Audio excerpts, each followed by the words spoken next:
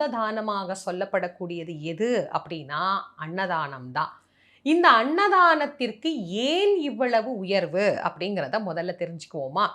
அன்னத்தை நாம் பிறருக்கு தானம் செய்கின்ற போது அது வறியவர்களின் வயிற்றுக்கு சென்று, அதாவது பசித்தவனின் வயிற்றுக்கு அது போய் அவனுடைய உயிரை தக்க வைத்து அவன் வாழ்வதற்கு உண்டான ஆதார சக்தியாக அந்த உணவு மாறுகிறது. அப்போ உணவு என்பது ஒரு மனிதனின் உயிரை தக்க வைக்கின்ற தன்மை படைத்தது. சாப்பிடாமலேயே இருந்தா அந்த உயிர் அந்த உடலை விட்டு நீங்கிவிடும். இது இயற்கையா எல்லாருக்கும் தெரிஞ்ச சாதாரண ஒரு விஷயம். அப்போ ஒரு உணவை ஒருவருக்கு நாம் தானம் செய்கிற போது அது ஒரு உயிரை காத்த பலன் அப்படிங்கிறது நமக்கு கிடைக்கும்.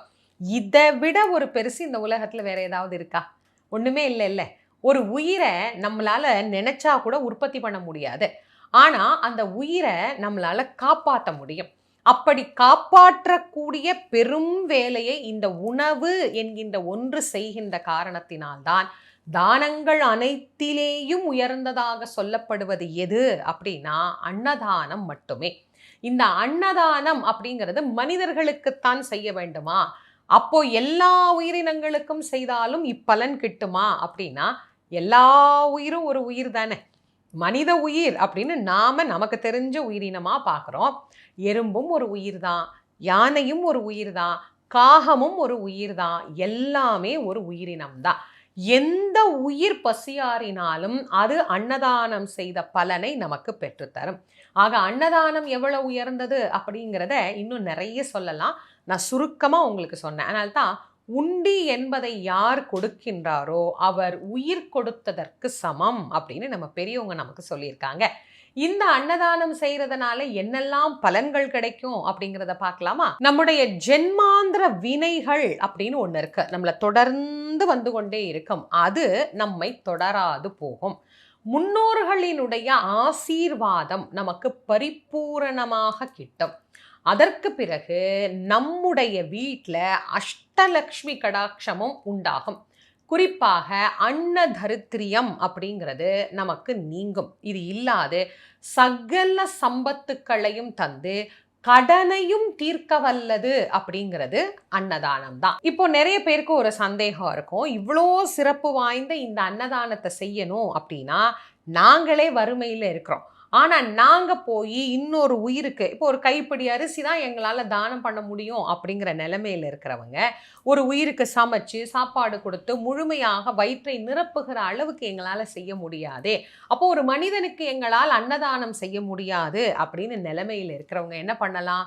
அந்த ஒரு கைப்பிடி அரிசியை நல்ல மிக்சியில் போட்டு திரிச்சிங்கன்னா நல்லா கொரன்னு வந்துடும். அதை எடுத்துகிட்டு போய் எறும்பு புத்து எங்கே இருக்குன்னு பார்த்து அந்த எறும்பு புத்தில் கொண்டு போய் போட்டுட்டு வந்தீங்க அப்படின்னா பல்லாயிரக்கணக்கான எறும்புகள் அந்த ஒரு கைப்பிடி அரிசியை உணவாக எடுத்துக்கொண்டு வாழும். அது பலாயிரம் உயிர்களுக்கு நீங்கள் அன்னதானம் செய்த பலனை நிச்சயமாக தரும். தொடர்ந்து நீங்கள் எறும்புக்கு போட்டுக்கிட்டே வாங்க, 1000 பேருக்கு அன்னதானம் செய்கின்ற அளவுக்கு உங்களுக்கு கண்டிப்பாக மகாலட்சுமி அனுகிரகம் பண்ணுவாள். அதனால ஆரம்பிக்கிறது நீங்கள் அந்த நிலைமையிலிருந்தே பண்ணலாம். ஒரு பிடி சாதம் ஒரு காக்காய்க்கு வைக்கலாம். நம்ம கிட்ட என்ன இருக்கோ ஒரு பிஸ்கெட் பாக்கெட் வாங்கி ஒரு நாய்க்கு போடலாம். எந்த ஒரு உயிரினமாக இருந்தாலும் சரி, நீங்கள் இந்த சின்ன விஷயத்தை அன்னதானத்தை நீங்கள் செஞ்சு பாருங்க, அது உங்கள் வாழ்க்கையில் வளர்ச்சியையும் செல்வ வளத்தையும் கண்டிப்பாக தரும். நாம் இந்த மகாலயபக்ஷ காலத்துக்காக மட்டும் கிடையாது, எப்போதுமே இந்த தானங்களின் சிறப்பை தெரிந்து கொள்ளணும் அப்படிங்கிறதுக்காக தான் நான் எல்லா தானங்களை பற்றி உங்களுக்கு நான் சொல்லிட்டு இருக்கிறேன். வாய்ப்பு இருக்கிறவங்க இந்த அன்னதானத்தை கிடைக்கிற காலம் எல்லாத்திலையும் தவறாது செய்து இந்த நலன்கள் அனைத்தையும் பெற்று மகிழலாம். இந்த பதிவை உங்களுடைய நண்பர்கள் உற்றார் உறவினர்களோட பகிர்ந்து கொள்ளுங்க. ஏன்னா நிறைய பேருக்கு அன்னதானம் ஏன் செய்கிறோம் அப்படின்னு தெரியாமலேயே செய்கிறாங்க. தெரிஞ்சுக்கிட்டு செஞ்சால் இன்னும் கொஞ்சம் சந்தோஷமாக இருக்கும். நம்முடைய அறிவொளி யூடியூப் சேனலை பார்க்குறதோடு இல்லாமல் சப்ஸ்கிரைப் பண்ணி வச்சுக்கோங்க. நிறைய